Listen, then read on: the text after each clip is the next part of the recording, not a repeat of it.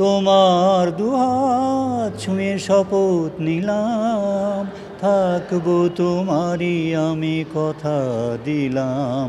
তোমার দুহাত ছুঁয়ে শপথ নিলাম। চঞ্চল দুনয়নে বলো না কি খুঁজছো, চম্পা না করবি না পলাশের গুচ্ছ। চঞ্চল দুনয়নে বলো না কি খুঁজছো, চম্পা না করবি না পলাশের গুচ্ছ।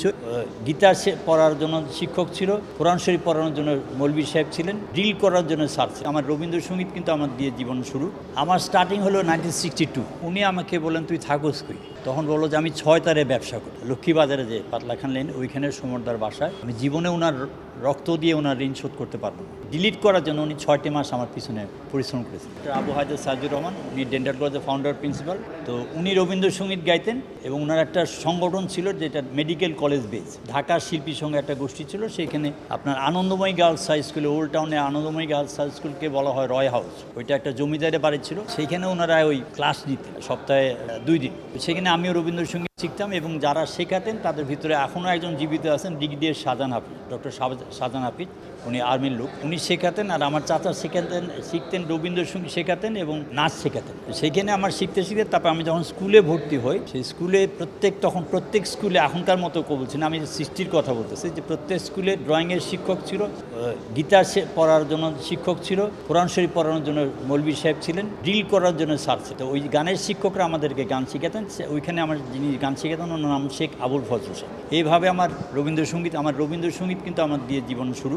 আমার স্টার্টিং হলো 1962 থেকে 65 পর্যন্ত আমি রবীন্দ্রসঙ্গীত গাই। তৎকালীন যে এখন যে বোরহানুদ্দিন কলেজ আছে, এটা once upon a time East Pakistan radio station ছিল। তো সেইখানে আমরা ওই পাকিস্তানেরও খুব হারামি ছিল, তারপরেও বলবো যে তারা দেশের উন্নতি চাই, যার জন্য স্কুল ব্রডকাস্টিং একটা অনুষ্ঠান করতো মাসের 4 দিন। সেইখানে মফস্বল থেকে যে স্কুলে যারা বেস্ট আবৃত্তি করতেন তাদেরকে ঢাকায় নিয়ে এসে ওই স্কুল ব্রডকাস্টিংয়ে করতেন। আর আমি নবপুর থেকে আপনার রবীন্দ্রসঙ্গীত গাইতাম। তো 65-এ তৎকালীন সরকার রবীন্দ্রসঙ্গীত ব্যান করে। তখন আমি 1966-এ আবার অডিশন দিই আপনার শাহবাগ বেতার কেন্দ্রে, এবং সেইখানে বিচারক ছিলেন, অডিশন বোর্ডে ছিলেন ফেরদৌসী রহমান, আব্দুল আহাদ বাংলাদেশের লিজেন্ড একজন, আর সমর দাস। তো আমি লজ্জার কোনো কারণে আমি ফলো করতাম ভারতীয় একজন শিল্পীকে। তো অডিশন পাশ করার পরে তখন আমাকে জিজ্ঞেস করলো গলা ভালো কিন্তু একজনকে কপি করো। তখন আমি বললাম যে হ্যাঁ করি। তো বলে যতদিন ওই শিল্পী জীবিত থাকবে তোমাকে কেউ পাত্তা দেবে না। তখন ওই সমরদার যিনি ছিলেন উনি আমাকে বলেন তুই থাকোস কই,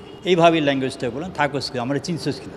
আমি চিনি না। তখন বললো যে আমি 6 তারে ব্যবসা করি। যখন বলছি 6 তারে ব্যবসা করি তখন বলছি আপনার চিনতে পারছি, একটু আগে করলি তুই চিনোস না, এখন চিনতে।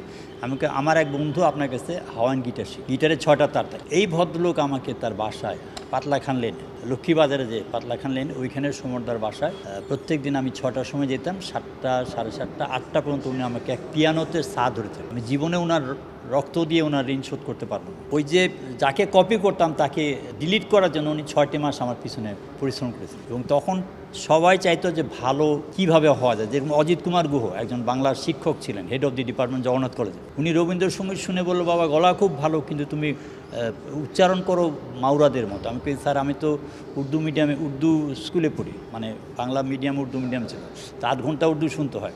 তো ওনার কাছে আমি উচ্চারণটা শিখেছি বাংলা উচ্চারণটা। তারপরে এইভাবে আমার 1966-এ প্রথম আমি বাংলা ইস্ট পাকিস্তান রেডিও স্টেশনে আমি গান গাওয়ার সুযোগ পাই। সি গ্রেডের আর্টিস্ট হিসেবে ঢুকি। আর 1967-এ আমার এর ভিতরে আমি কলেজ অফ মিউজিকের ফার্স্ট গ্রুপের ছাত্রী ছিলাম। এই সেগুনবাগিচায় ছিল এখানে আপনার কলেজ অফ মিউজিক, বারিন্দা ওইটার প্রতিষ্ঠাতা এবং প্রিন্সিপাল ছিলেন। তো ভালো কাজ বাংলাদেশে করতে যে যাবে সেই বিপদে পড়তো। তার মধ্যে বারিন্দা একজন। এই কলেজ অফ মিউজিক করতে গিয়ে উনি অনেক অপমানিত হয়েছেন, অনেক লাঞ্ছিত হয়েছেন, কিন্তু ওনার মিশন সাকসেস হয়েছে।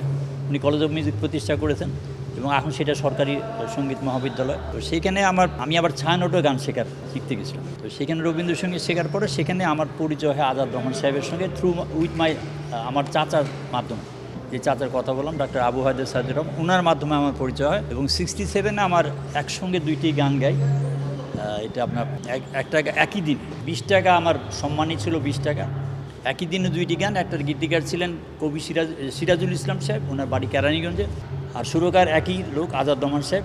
আর একজন গীতিকার ছিলেন জেবুন্নেসে জামাল, ওনার ছোটো বোন হলো আঞ্জনা বেগম, অত্যন্ত জনপ্রিয় একজন কণ্ঠশিল্পী। আর ওনার মেয়ে হলো জিনাত রান, উনিও একজন বাংলাদেশের প্রখ্যাত গায়িকা। 2টি গান, একটা হলো তোমার দুহাত ছুঁয়ে শপথ নিলাম, থাকবো তোমারই আমি কথা দিলাম, তোমার দুহাত ছুঁয়ে শপথ নিলাম। এই একটা গান।